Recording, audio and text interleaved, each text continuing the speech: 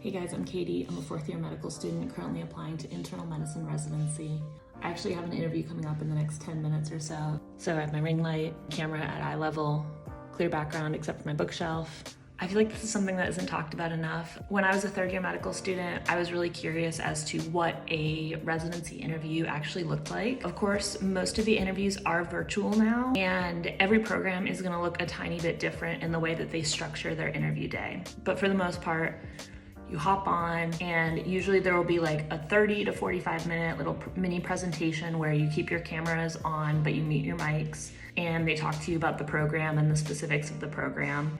After the little program overview, you'll be in a main waiting room, and they're gonna put you into separate breakout rooms. So for every program, this is gonna be different of how many breakout rooms there are gonna be and how many interviews you actually complete. For most internal medicine residency programs, there's gonna be about 3 to 4 15 to 20 minute interviews with faculty and maybe a chief resident. When the time's over, you press the leave breakout room and it'll send you back to the main lobby where you'll wait. Sometimes you'll be on a break where you can turn your camera off, and then usually at the end of the day or the end of the few hours, they'll do a wrap-up session where they'll thank everyone for coming to the interview. Now, this is where programs differ. Some programs do a social the night before the interview where you'll hop onto a Zoom with multiple residents from the program, and you'll be on there for an hour to an hour and a half.